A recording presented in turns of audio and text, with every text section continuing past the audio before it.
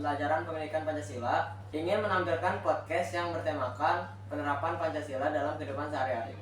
Sebelumnya, perkenalkan nama saya Firas Samuel Gaisan dan ada rekan saya. Nama saya Muhammad Ferdian Adiatama. Kami berdua sebagai host. Perkenalkan, saya Nadila Destiana bersama rekan saya Raisa Relziba sebagai editor. Perkenalkan, nama saya Zalfa Zaya Mutiara sebagai kameramen dan rekan saya Sandra Kirana sebagai kameramen. Dan ada dua rekan kami lagi yang berhalangan hadir hari ini, yaitu Kristina Yemeka Simatupang dan Afan Nasida sebagai yang mempersiapkan properti. Selamat menyaksikan.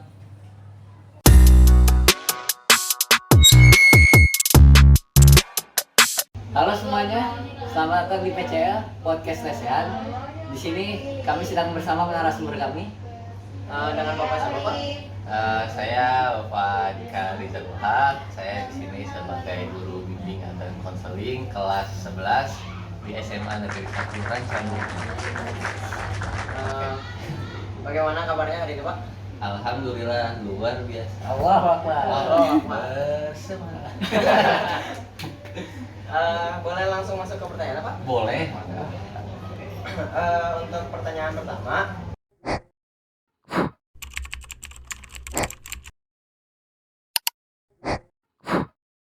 Apa yang dimaksud dengan penerapan nilai-nilai Pancasila dalam kehidupan sehari-hari? Ya.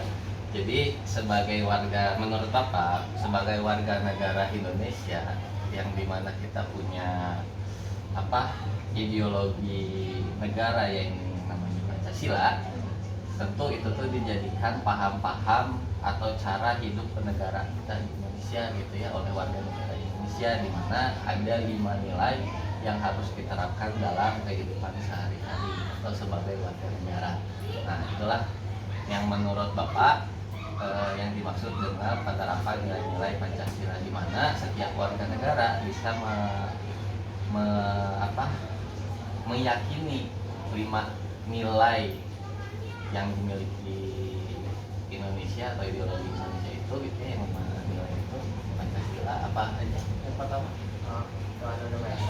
saya, yang kedua Kemanusiaan yang adil dan beradab, ketiga Persatuan Indonesia, kerakyatan kebijaksanaan dalam permusyawaratan perwakilan, dan kelima adalah keadilan sosial bagi seluruh rakyat Indonesia. Nah, 5 nilai itu ketika warga negara Indonesia bisa menerapkan dalam kehidupan sehari-hari seperti itu, ketuhanan, dia percaya bahwa ada Tuhan gitu ya, dalam dirinya percaya bahwa negara Indonesia ini tidak bisa berdiri kalau misalkan tidak ada Tuhan gitu ya. Dia punya keimanan, punya keyakinan terhadap mungkin beberapa agama yang dianggap sah di Indonesia gitu ya. Nah, harusnya kalau misalkan nilai pertama itu diyakini sebagai dan diterapkan dalam kehidupan sehari-hari, seharusnya tidak ada lagi orang Indonesia yang ateis, kan? Atau tidak percaya Tuhan, karena itu melanggar ideologi Pancasila. Lalu yang kedua tadi mungkin kemanusiaan yang adil dan beradab ya. Ketika ada manusia di Indonesia yang tidak mengerti mengenai HAM gitu ya, mengenai hak-hak manusia atau perilaku layaknya seorang manusia, menurut Bapak itu tidak bisa menerapkan dan seterusnya gitu, sampai keadilan sosial bagi seluruh rakyat. Ya, itu menurut Bapak tentang penerapan nilai-nilai Pancasila dalam kehidupan sehari-hari. Itu tuh hal yang wajib bagi seluruh warga negara Indonesia. Ya. Selama kamu mengakui bahwa kamu seorang WNI, warga negara Indonesia, ya harus bisa menerapkan 5 nilai itu. Oke. Silakan lanjut. Nah, di pertanyaan kedua ini,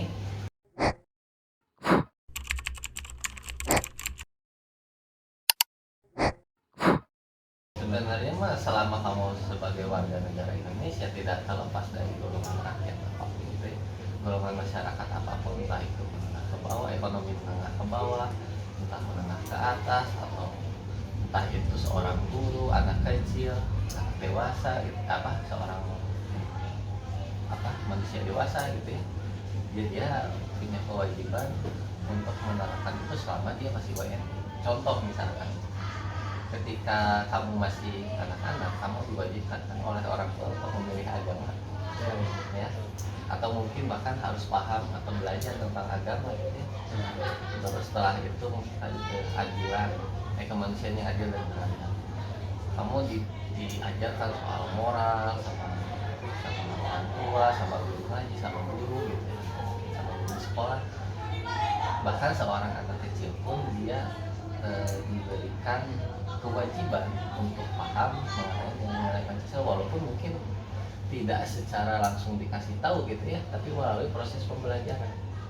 Nah, entah itu tadi kata Bapak melalui orang tua yang memberikan nasihat, itu tuh orang tua yang memberikan nasihat atau memberikan pembelajaran soal agama, mengenalkan pertama kali soal agama kan ke kamu itu orang tua ya, benar. Itu tuh adalah pengamalan Pancasila, tidak terlepas entah itu kamu muda, entah kamu tua, entah kamu miskin, entah kamu kaya. Ya, penerapan Pancasila itu adalah kewajiban bagi seluruh warga negara Indonesia. Ya, tidak bisa dikotak-kotakan. Karena kamu pejabat, kamu boleh melakukan hal-hal yang menentang Pancasila, nggak boleh.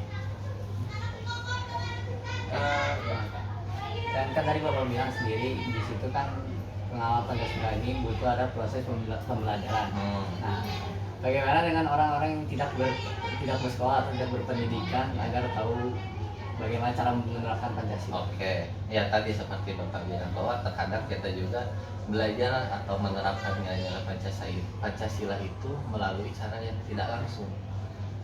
Nah, tadi melalui proses pembelajaran. Pembelajaran itu bukan hanya sebatas melalui pendidikan formal saja. Pendidikan formal itu ya tadi ini di sekolah. Ada juga yang pendidikan non formal dan informal. Non formal itu muncul dari orang tua atau keluarga pertamanya.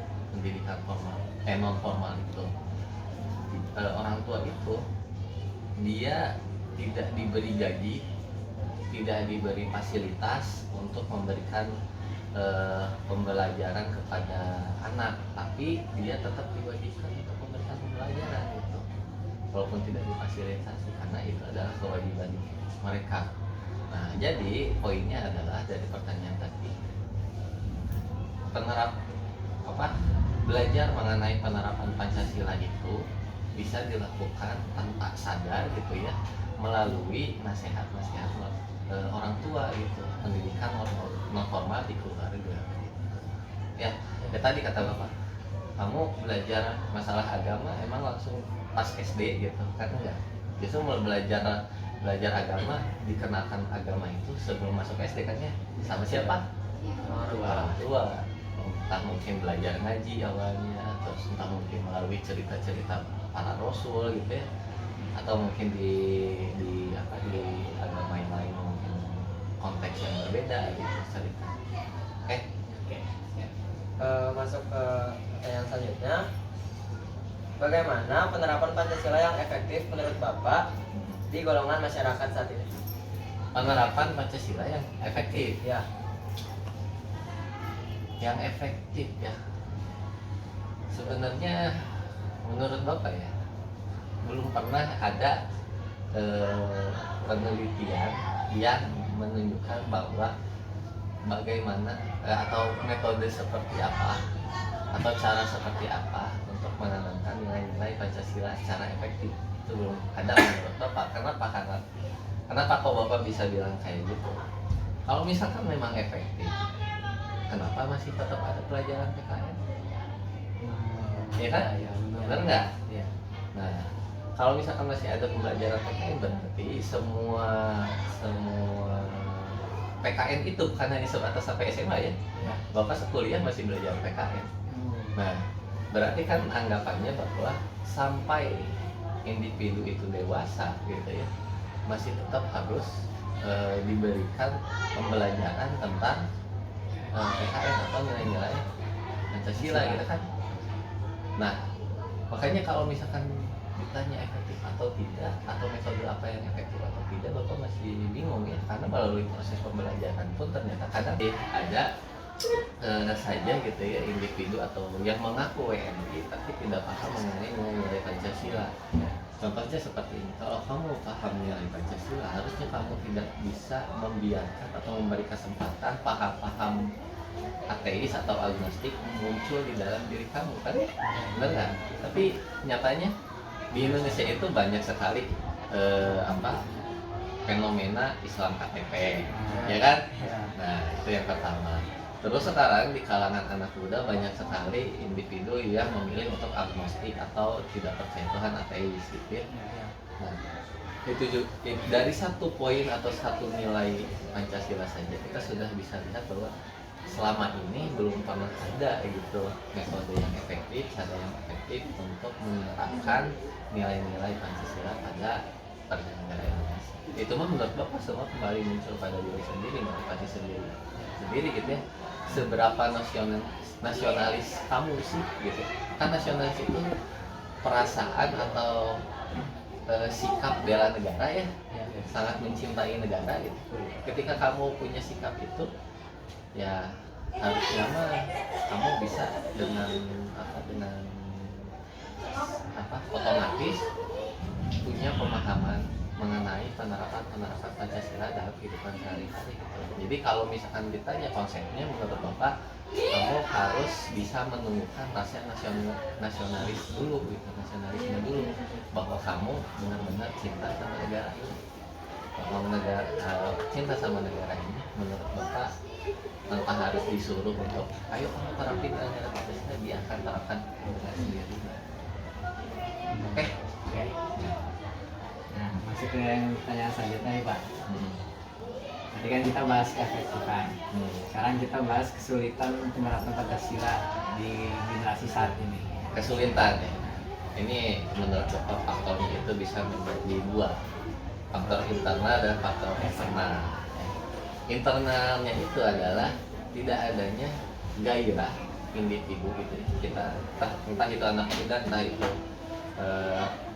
orang tua gitu, orang yang sudah dewasa di Indonesia, dia secara tadi sikap nasionalisnya kan itu tuh, sikap nasionalis itu muncul pada diri ya, muncul pada diri sendiri gitu ya, faktor internal orang gitu.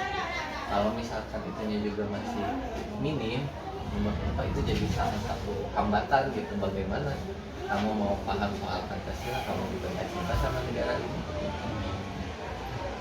Itu faktor internalnya. Faktor eksternalnya sebenarnya mah paham-paham ateis, agnostik itu tuh menurut Bapak muncul dari gampangnya akses teknologi. Kadang kita kurang bijak terhadap informasi yang kita dapat dari gawai kita gitu ya, HP kita, entah itu laptop, HP dan segala macam, sehingga menganggap bahwa ini kebiasaan manusia ya. Kadang kita selalu memilih jalan yang termudahkan ya. Contoh tadi Bapak nggak akan jauh-jauh contohnya dari agnostik dan ateis. Ateis itu kan tidak memberikan tuntutan kamu untuk beribadah, benar nggak? Karena kamu nggak percaya Tuhan. Kamu tidak dipusingkan dengan masalah surga dan neraka, harus memberi atau tidak, harus berinfak, sedekah, zakat segala macam kayak gitu, nggak harus gitu. Nah, kadang mungkin individu ini mah menurut Bapak ya, karena Bapak belajar psikologi, kadang individu itu lebih nyaman dengan kondisi yang tidak membuat dia merasa tertekan, merasa terancam, merasa direpotkan gitu ya. Hal-hal seperti itu dia pasti senang. Nah, ateis, paham ateis memberikan itu semua kan. Nah, kebebasan siapa sih yang mau jam 4 subuh harus bangun gitu ya buat sholat subuh? Ya ateis tadi menganggap bahwa ya buat apa saya harus bangun, jadi saya mau memberikan tidur gitu. Kita kan memberikan. Nah, justru karena paham itu dianggap lebih nyaman untuk dirinya gitu ya, sehingga dia tidak mengignoran lah, mengabaikan nilai-nilai Pancasila yang pertama, bahwa setiap warga negara itu harus memiliki paham ketuhanan yang amat esa. Ya setiap agama punya tuntutan untuk beribadah pasti, Hindu, Buddha, Kristen, Islam, Konghucu, mereka punya tuntutan dalam agamanya bahwa setiap umatnya harus beribadah.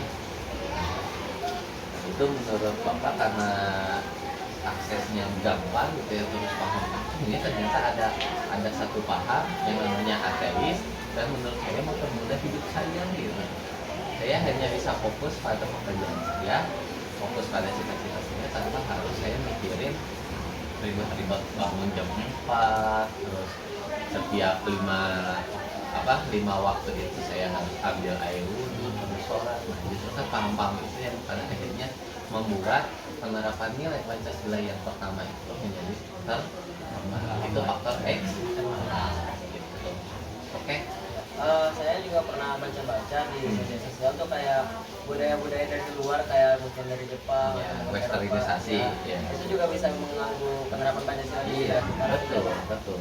Ya itu kan ateis itu sebenarnya kan dari dulu sampai sebelum kita dijajah, orang Indonesia itu udah punya kepercayaan. Iya. Apa kawan tadi? Kepercayaan di apa? Animisme, dinamisme.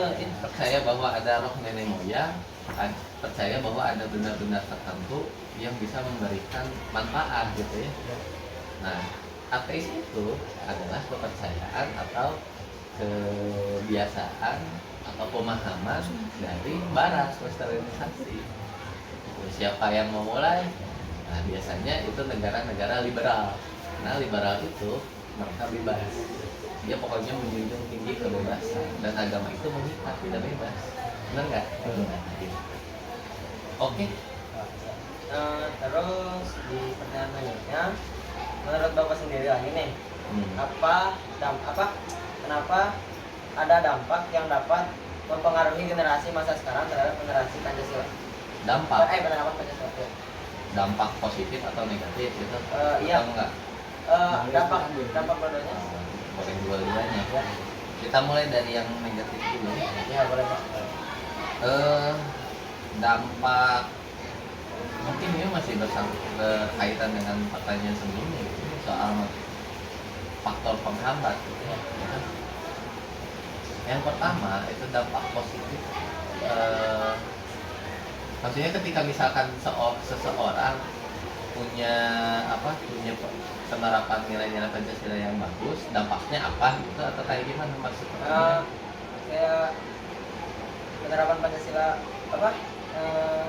apakah ada dampak yang dapat mempengaruhi generasi masa sekarang terhadap penerapan Pancasila? Dampak yang mempengaruhi terhadap generasi Ya, masa sekarang terhadap penerapan Pancasila. Jadi apakah ada kondisi dampak- sekarang Ya. mungkin gitu ya terhadap penerapan nilai Pancasila. Tentu banyak gitu ya menurut Bapak. Ya tadi teknologi modernisasi gitu ya, memberikan banyak sekali akses informasi yang tanpa batas, tidak terbatas gitu ya, dan kadang diinterpretasi dengan cara yang salah oleh generasi muda Indonesia gitu ya. Seperti anggaplah TikTok ya, TikTok itu memberikan dampak yang positif atau tidak pada generasi bangsa. Menurut kalian?